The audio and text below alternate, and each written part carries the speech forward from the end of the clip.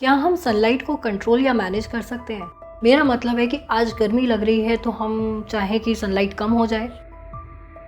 घर पे तो हम कर लेते हैं, कर्टेन्स लगा लेते हैं, बट मैं यहाँ पे ओपन एरियाज़ की बात कर रही हूँ कि जो अर्थ पे हमको सनलाइट रिसीव हो रही है, क्या हम उसको ओवर अ लार्ज एरिया हम उसको अपने हिसाब से कंट्रोल कर सकते हैं? बिल्कुल कर सकते हैं। नॉट एग्जैक्टली लाइक दिस, लेकिन क्लाइमेट साइंस की एक ब्रांच है जियो इंजीनियरिंग। ग्रीन हाउस गैसेस के लगातार बढ़ते एमिशन से ग्लोबल वार्मिंग हो रही है और ये ग्लोबल वार्मिंग क्लाइमेट में बहुत से चेंजेस लेकर आ रही है। इस क्लाइमेट चेंज के इम्पैक्ट को कम करने के लिए कुछ टेक्नोलॉजीज़ का यूज़ किया जा सकता है, जिसे हम जियो इंजीनियरिंग के अंडर में रखते हैं। इसमें दो कैटेगरीज हैं, कार्बन जियो इंजीनियरिंग, जिसको कार्बन डाइऑक्साइड रिमूवल भी बोला जाता है। इसमें उन टेक्नोलॉजीज़ का यूज़ किया जाता है जो कि ग्लोबल वार्मिंग के रूट कॉज यानी कि कार्बन डाइऑक्साइड के एमिशंस को कम करने में हेल्पफुल है। साथ ही इन टेक्नोलॉजीज से एटमॉस्फेयर में प्रेजेंट कार्बन डाइऑक्साइड के एक्सेस कंटेंट को भी कम किया जा सकता है। पर आज के वीडियो में हम इस पे बात नहीं करेंगे। आज हम बात करने वाले हैं जियो इंजीनियरिंग की दूसरी कैटेगरी, जो है सोलर जियो इंजीनियरिंग के बारे में। सोलर जियो इंजीनियरिंग को सोलर रेडिएशन मॉडिफिकेशन भी बोला जाता है। तो आज इस वीडियो में हम जानेंगे कि सोलर जियो इंजीनियरिंग के मेथड्स क्या हैं, इससे एडवांटेजेस क्या हो सकते हैं और इसके साथ जुड़े हुए रिस्क क्या हैं।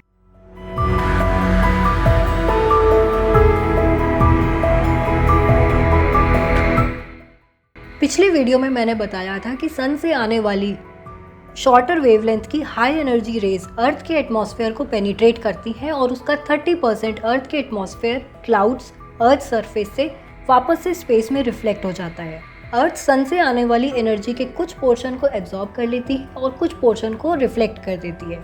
इसी एनर्जी के एब्जॉर्प्शन और रिफ्लेक्शन के डिफरेंस को रेडिएटिव फोर्सिंग बोलते हैं। ये डिफरेंस 1980 में 1.7 वॉट पर स्क्वायर मीटर था, जो कि 2019 में बढ़कर 3.1 वॉट पर स्क्वायर मीटर हो गया।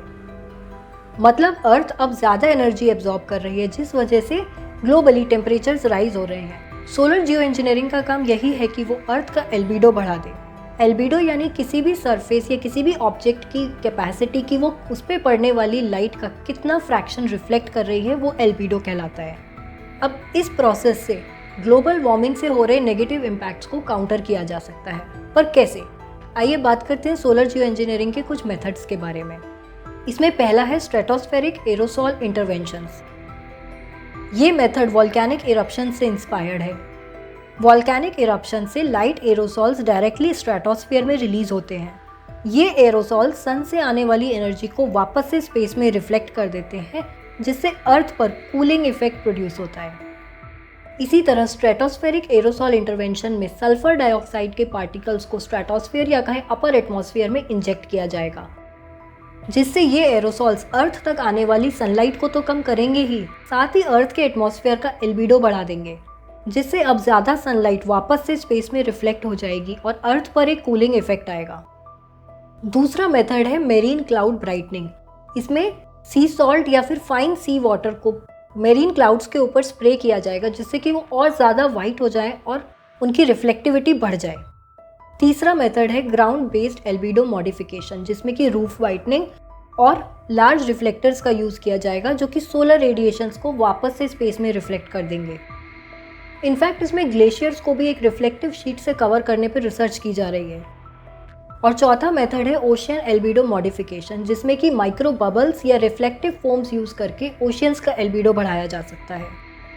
और इन सभी मेथड्स में सबसे ज़्यादा फीजिबल है स्ट्रेटोस्फेरिक एरोसॉल इंटरवेंशन, जिस पे अभी और रिसर्च चल रही है।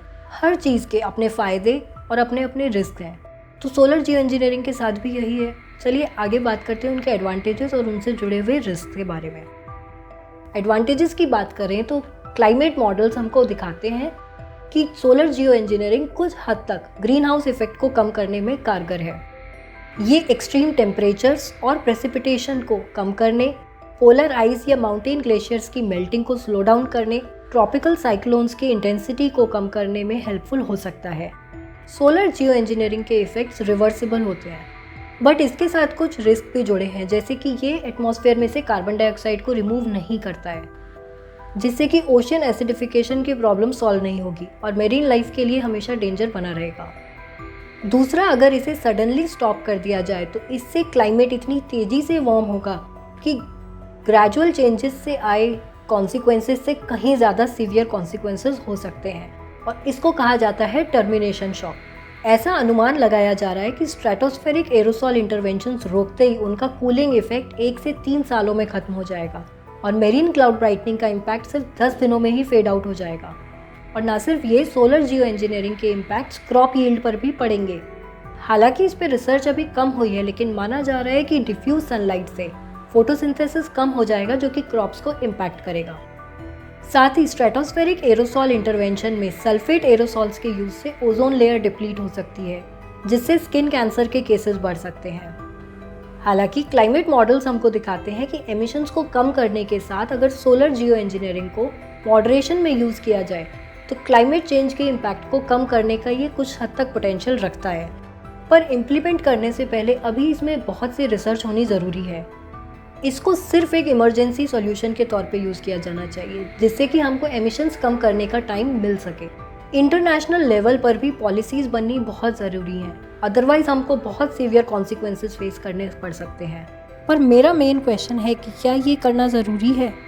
जो गलती ग्लोबल वार्मिंग की हमारी वजह से हुई है, क्या उसको ठीक करने के लिए एक और गलती करना ठीक होगा? Because we are just a creature on this earth, not it's creator.